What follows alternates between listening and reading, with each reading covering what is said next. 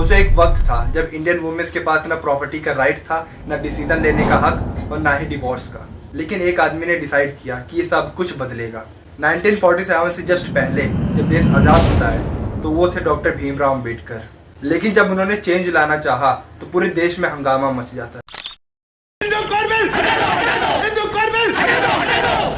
Code bill अपमान है हिंदू धर्मशास्त्र का। डॉक्टर अंबेडकर क्या जाने हिंदू धर्मशास्त्र? क्या उन्हें संस्कृत का ज्ञान है? क्या उन्होंने वेद पढ़े हैं? प्रतिशोध के लिए हमारे हिंदू धर्मशास्त्र को कानून के धक्के से नष्ट कर देना चाहते हैं। ये कहानी है हिंदू कोड बिल की, इंडिया की सबसे कंट्रोवर्शियल रिफॉर्म में से एक। ये कहानी सिर्फ बिल की नहीं है, ये कहानी है आइडियोलॉजी की, सोशल जस्टिस, इक्वालिटी और लीडर की स्ट्रगल की, जो सिस्टम से लड़ रहा था। अगर आप लोगों को नहीं पता कि हिंदू कोड बिल क्या है तो आप लोग समझते चलो कि Hindu code bill civil law reform था, जो हिंदू पर्सनल लॉ को कॉडिफाई और मॉडर्नाइज करने के लिए लाया गया था। इसका मेन गोल था हिंदू वुमेन्स को लीगल राइट्स मिले, जैसे मैरिज, डिवोर्स, इनहेरिटमेंट, प्रॉपर्टी राइट्स। पहले हिंदू लॉ ओरल, ट्रेडिशनल और शास्त्रों पर बेस्ड था, जिसमें वुमेन्स को राइट ऑलमोस्ट नॉन एग्जिस्टेंस था। ये बिल बाद में अलग अलग एक्ट में डिवाइड किया गया, जैसे Hindu marriage act 1955, Hindu minority guardianship act 1956 and maintenance act 1956। इस बिल के मास्टरमाइंड डॉक्टर भीमराव अंबेडकर थे, जो भारत के पहले लॉ मिनिस्टर थे और संविधान के ड्राफ्ट कमेटी चेयरमैन भी। उनका विजन था कि अगर इंडिया को ट्रूली इंडिपेंडेंस बनना है तो सोशल और जेंडर इक्वालिटी जरूरी है। लेकिन उनको अपोजिशन मिला ऑर्थोडॉक्स हिंदू लीडर्स से, कांग्रेस के खुद के मेंबर्स से, और इवन प्रेसिडेंट राजेंद्र प्रसाद ने थ्रेटन किया था कि वो बिल साइन नहीं करेंगे। अगर बात करी जाए कि ये सब कब हुआ था तो 1958 में Hindu code bill first introduce हुआ था। 1951 में अंबेडकर जी ने रिजाइन कर दिया था लॉ मिनिस्टर से।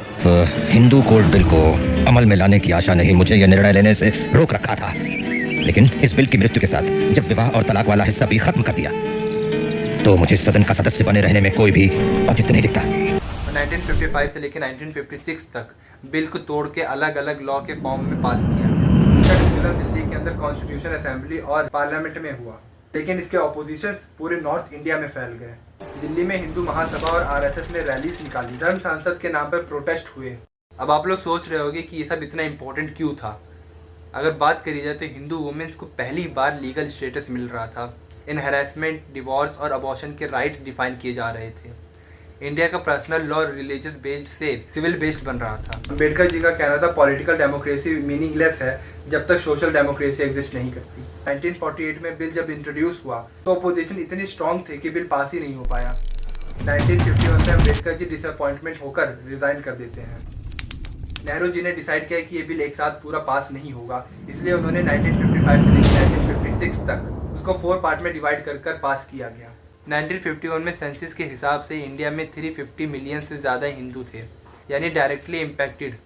हिंदू वुमेन्स का प्रॉपर्टी पे कोई राइट नहीं था। कहानी सिर्फ बिल की नहीं है, ये कहानी रेवोल्यूशन की है, जिसमें एक आदमी पूरे सिस्टम से लड़ने का रिस्क लेता है। अंबेडकर जी ने मिनिस्ट्री छोड़ दी। आज हम जिस पर्सनल फ्रीडम को एंजॉय करते हैं उसकी फाउंडेशन इसी स्ट्रगल ने रखी थी।